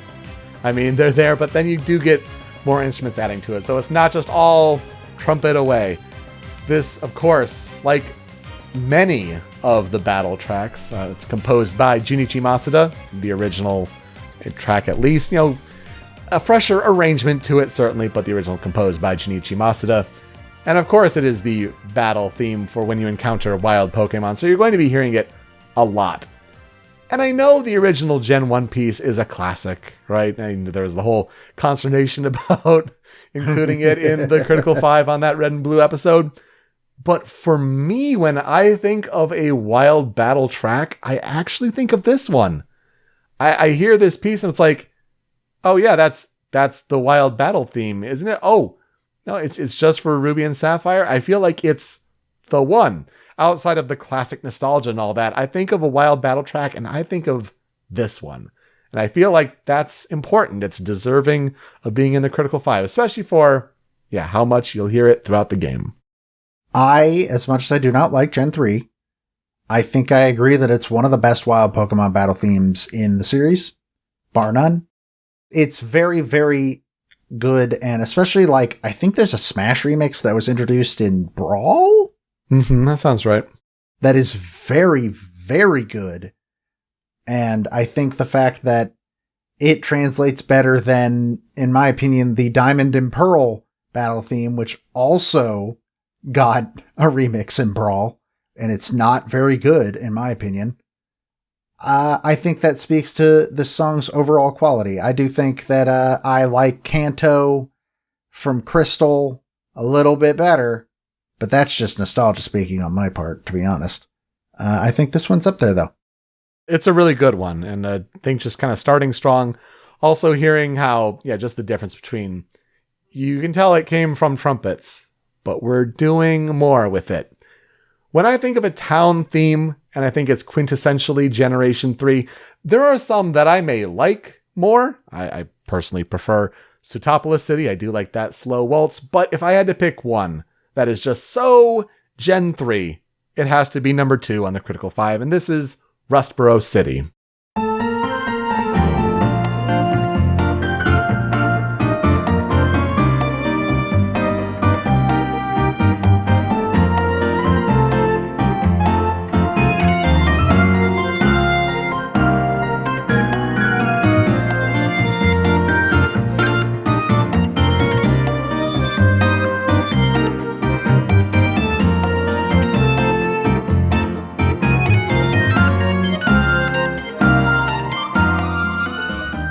Oh, hey, what floor you need me to press?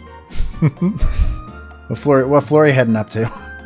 It's actually really funny because I was listening to a track we'll highlight, at the end of the show here.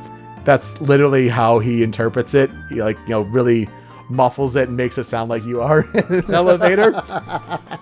But this version of Rustboro City, for the pretty big city that it is, it also has the first gym in the game. It's just this melody, this delightful melody that's composed by Go Ichinose. Granted, yeah, you could do more with the instrumentation to make it sound like some muzak in a mall, but it has just this delightful melody. And I hear this one and it brings me back to this is how Generation 3 sounds. Again, a lot of great Gen 3 town themes. Lily Cove is another really good one. And Falarber's got a really weird one. But you hear Rustboro, and that's the melody of a town in Gen 3. That's the one that strikes at my heart. I joke about the elevator music thing. It's no Mall Music 3. Let's not get ahead of ourselves here. But I think this song is overall pretty good. I don't remember a lot of the Gen 3 town themes. In fact, most town themes in most Pokemon games that aren't the 8-bit ones kind of escape my memory. I don't know why. It's not because they're bad. I just don't remember them. I don't get it. I think this was a pretty good pick, especially it being the first gym city, all that. Yeah, this was a good choice. Some good instrumentation too, with the piano and the organ coming in. You get a little kind of bongo percussion. I feel like it's just a fun little piece and a good one. Especially because we're going to go battle heavy on the rest of the Critical 5. I'm sorry, but it's a Pokemon game. It's where the bread is buttered in this game. And I think there's no better example of that than one of the best battle tracks of its kind in the whole series. I'm just going to throw it out there. Number 3 on the Critical 5 for Omega Ruby and Alpha Sapphire is Battle Elite Four.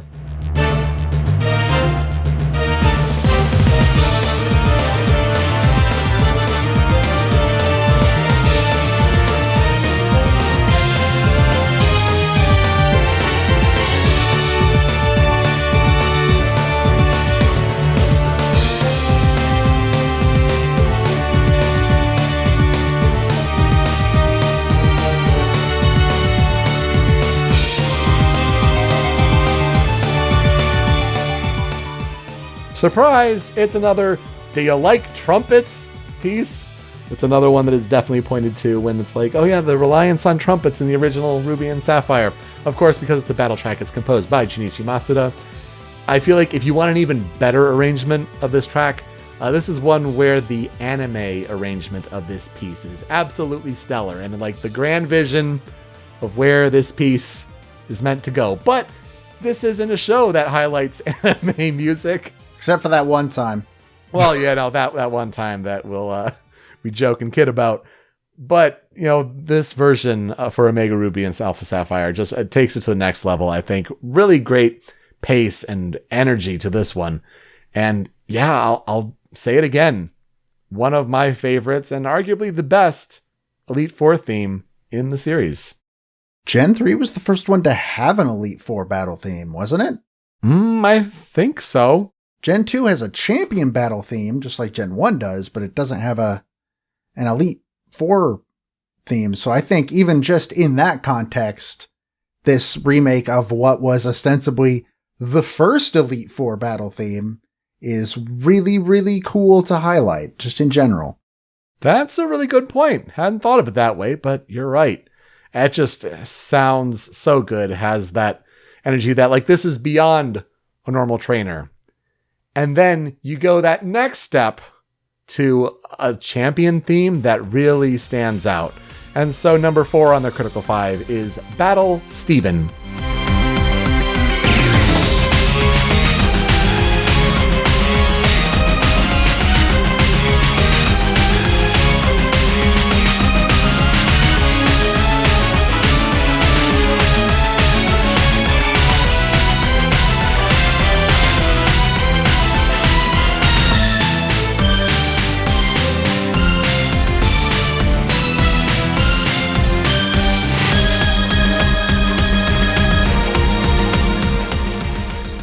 rich boy Steven Stone and his Metagross.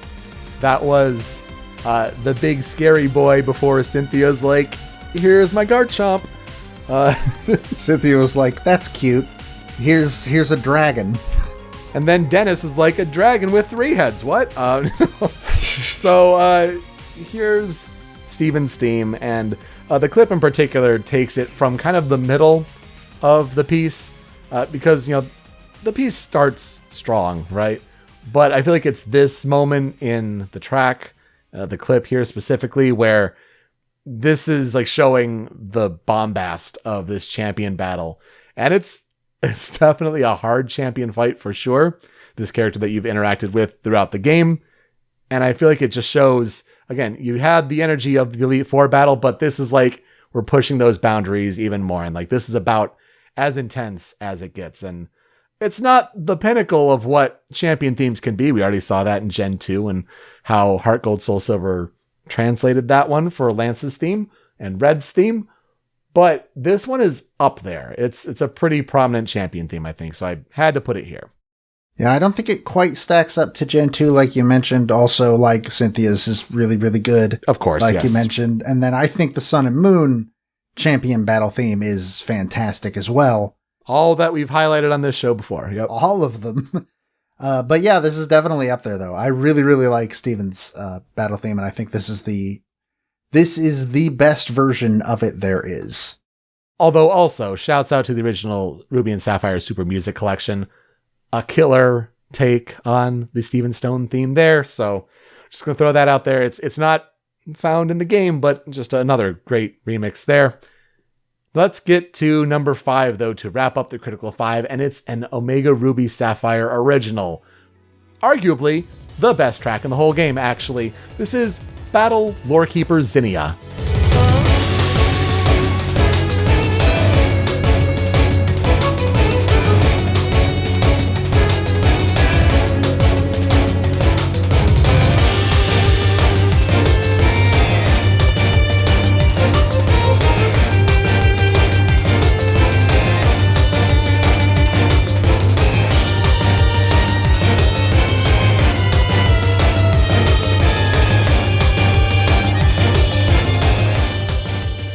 While these battle themes have been composed by Junichi Masuda, this one sounds different. And so wouldn't you guess, it is composed by a different composer. That would be Shota Kageyama. Zinnia is a new character because she is part of the Delta episode in the post-game of this story. So new story, new characters, new themes. And when you battle Zinnia, here is her track. Didn't include it in the clip, but for it to start with this big flurry of a bombast and then get like really quiet with like these accordions and all that. And then it ramps up to this part in the clip. And it's accordions with a driving violin melody. Are you kidding me? Joe, I know you love this song as well. This would have been in the Critical 5, regardless of who brought it to the show. It's, I think, yeah, arguably the best track in the game. And not to say anything about the original Ruby and Sapphire soundtrack, because it's great on its own, but this was such a smart choice for music to be brought as a new track to this game. I wouldn't even put the arguably in that sentence. This is the best song in the game. Just bar none, 100%. Oh my God, it's so good. Whenever I hear it, I'm like, this sounds like what would happen if Yoko Shimomura got put on a Pokemon game. That's where my head goes. It's the violin that does it mostly, but oh my God, this battle theme is so good. And it's another one of those where it's like, yeah, the version in Smash is pretty good, but this song is just miles ahead of anything else in this game. It's incredible. So good. Just really happy to put it here. And I feel like this track was like the tipping point to like, versus, do I bring the original Ruby and Sapphire and all its trumpets to the show? Or do we bring this game and oh no, this track is the difference maker right here for sure. Yeah. We've got some tracks on the cutting room floor though. Joe, you've got a couple? Hit me with them. My first one is my second favorite track in the game behind the Zinnia battle theme. It is Battle, Brendan and May.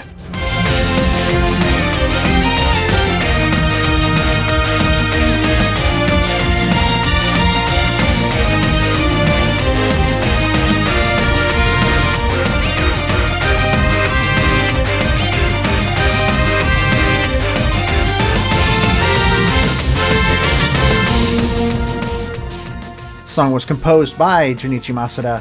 It is the battle theme when you fight Brendan or May, your rival, depending on which character you are playing, Brendan or May. And I really love this song specifically because it just has this really fun pace to it with the percussion, I think, is what does it the most. Where this song genuinely feels like, oh, you are fighting friends. This is a healthy competition that you're having with somebody that's like, you're just doing this for fun. This song sounds fun. And that's always stuck out to me in general. I like this version better than I like the original in every single way. It's just great. Trumpets go! Very much so. I think you're right in that it is definitely a battling friends song. And I feel like whether you battle Barry in Gen 4, whether you battle your friends with, Charon and Bianca in 5, and then your whole suite of friends in Gen 6, I feel like the battling friends theme has tried to emulate and try to recapture this energy, right? And so I feel like it's a great accomplishment in that sense for sure. But at the same time, it's also the departure from this is no longer a threatening rival. So it's like a give and take there. It does a great job for who Brendan and May are as friendly rivals, but, some players may not like that as much. Yeah, they're fine as characters, but their theme kicks ass. My other track on the cutting room floor is one of the better villain team battle themes in the series, being Battle Team Aqua and Team Magma.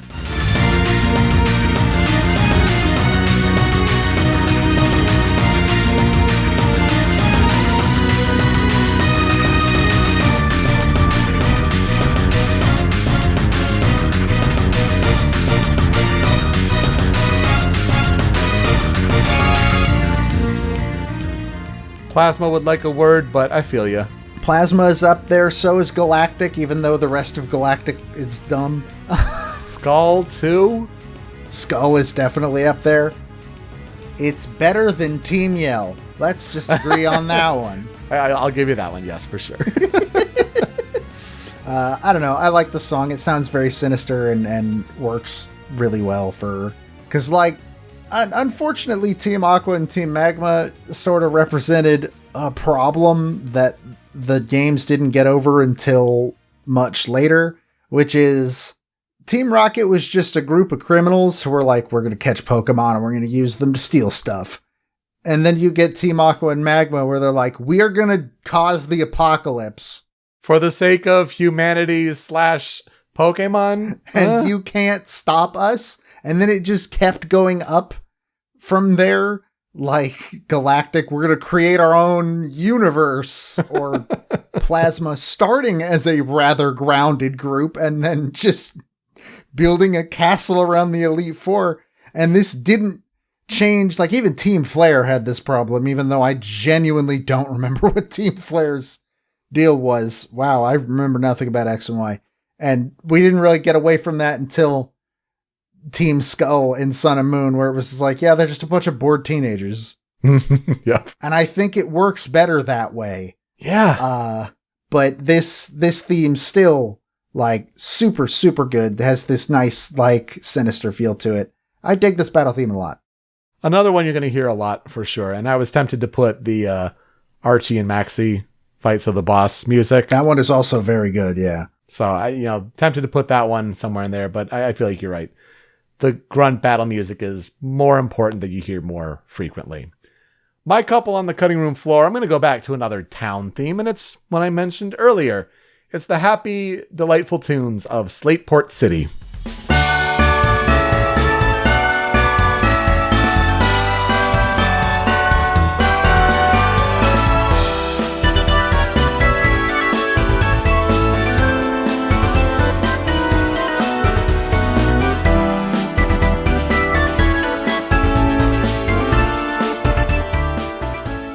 Kind of got the bells going on and the organ that comes in. It just sounds nice, refreshing, and salty ocean air. You're right by the sea with the ships there at Slateport City.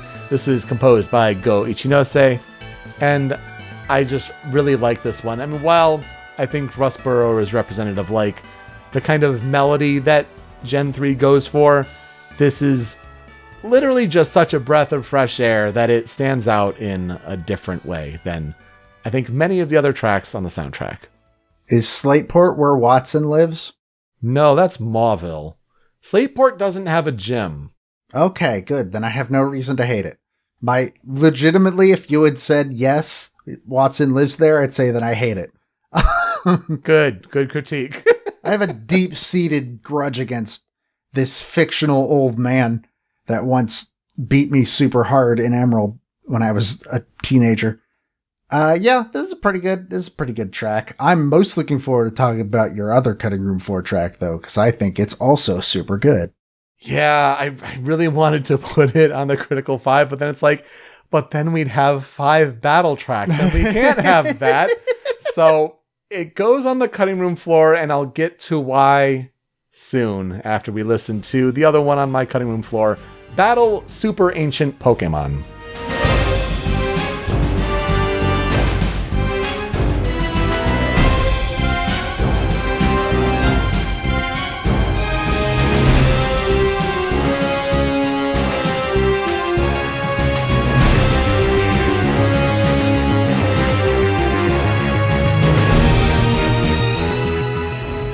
But Peter, why would we have such a classic Ruby and Sapphire piece on the Cutting Room floor? Well, I'll tell you why.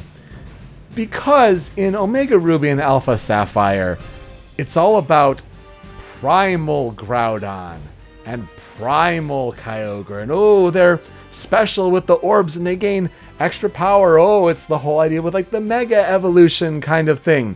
The version of this song that plays during the Primal Groudon and Primal Kyogre battle is a different track altogether, and it's, I think, a mess of an arrangement. I think it has too much going on that it just kind of loses the grounded drums and melody that keeps it simple here.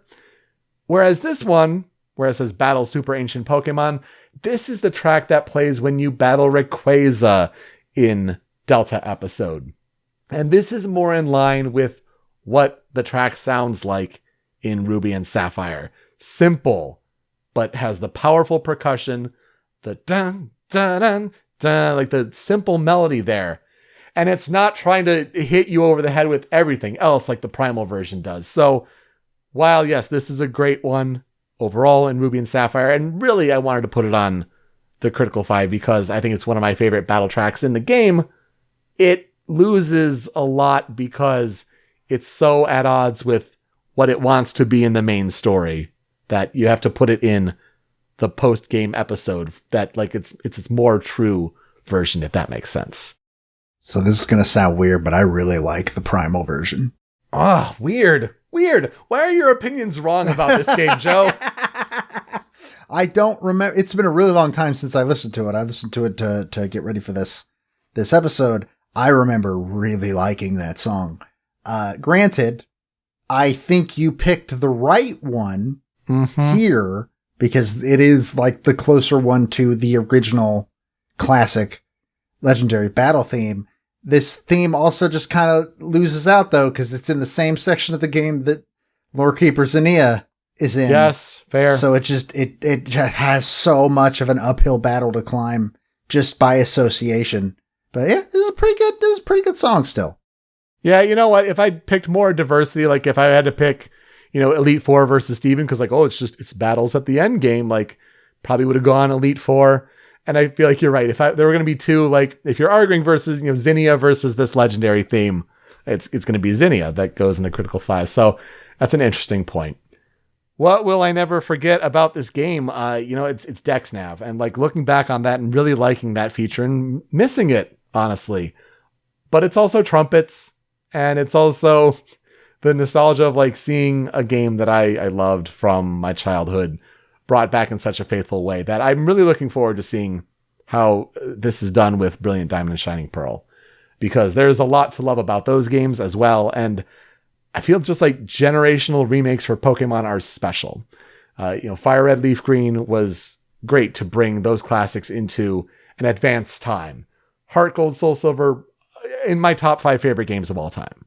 And this one is also special. So for that to continue, and as I said earlier, we'll see what happens in a few more years' time when we get to Unova remakes.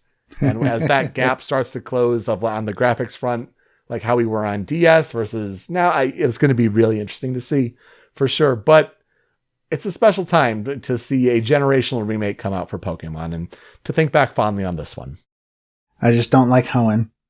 I still to this day do not know what it is about how the region is laid out.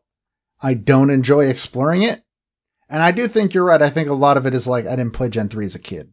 I played Gen 3 after I had played Gen 4 and Gen 5. So 3 I kind of skipped over because I didn't have a Game Boy Advance until in fact, I didn't have a Game Boy Advance for a very long time. I think when I played Fire Red and Leaf Green, I was playing them on a DS. Wow. But yeah, it's just not a generation that I have any attachment to. I don't know. A lot of people really, really like it. And so I can't definitively say like, oh, bad. I didn't like ORAS though. I don't remember the exact reasons. I like flying on Latios. Yeah, right? That was cool. That was a cool thing. And I like that it brought back the Ho-Oh battle theme, which, man, we got to talk about that one of these days. Oh, yeah. That theme's so good. But yeah, I don't see myself going back to Hoenn anytime soon. I feel you. And I don't think I've really dug my cartridge out since I last played it as well near launch. So that's fair. All right. So ends Pokemon Week. We've been looking forward to this one for a while. It's like, oh yeah, that's when Brilliant Diamond and Shining Pearl come out. Let's put a couple more generations to check off the box of Pokemon there. We are now missing one gen. If we count ORAS as Gen 3, the only one we're now missing is Gen 6.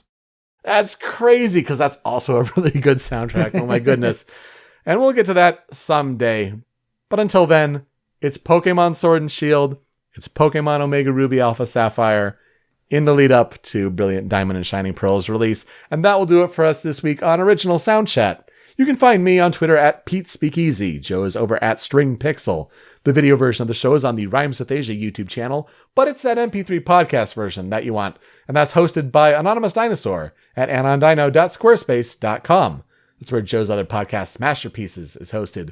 And you can get Original Soundchat and Smash Your Pieces wherever you get your podcasts all around the globe. Apple Podcasts, Google Podcasts, and Spotify, where we have a feed for podcast episodes, but it's also a place where we host a Spotify playlist, where if we cover a track on this show and it's on Spotify, it gets added to a big video game music playlist, but it's first-party Nintendo, Joe, so we're probably not adding anything this week.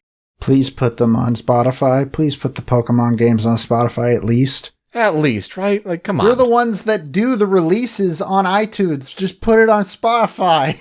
There's only so much we can ask, right? Well, In the meantime, when you're done listening, you can find the show on social media at Soundchat OST. You can leave some feedback for us. How are we doing with these episodes? Some suggestions for games to cover. We're going to be doing that a lot more in 2022. And next week on the show, what are we doing, Joe? Next week, it's the Thanksgiving Q&A, which, if you're hearing this, it's kind of likely we might be recording it tomorrow at day of release. So if you have questions, you got to get them in. You can ask us about anything. Yeah, just shoot us a tweet at SoundchatOST or reach out to us and ask some questions. Yeah, it doesn't have to be video game music related. It could be whatever. We're open to suggestions. So that's what we're doing next week. Time to play us out, I suppose, for this episode. And I want to give a shout out to Dr. Pez VGM. He has a 17 music Pokemon Ruby and Sapphire music medley that I often like to go back and listen to it. It's just a delightful medley. He does Rustboro City, and it's like totally like that, mall Muzak sort of style. It's fantastic. There's a couple cameos from other YouTube musicians, like Insane in the Rain brings his saxophone to play during Slateport City. What? It's wonderful. But then I'm like, you dummy. What about one of the first video game music remixes that you ever discovered back in 2010 that you loved from Poke Remix Studio? And it's the legendary Pokemon battle theme for Groudon, Kyogre, and Rayquaza, or Ruby and Sapphire and Emerald. And what a delightful track. Just more Poke Remix Studio, always.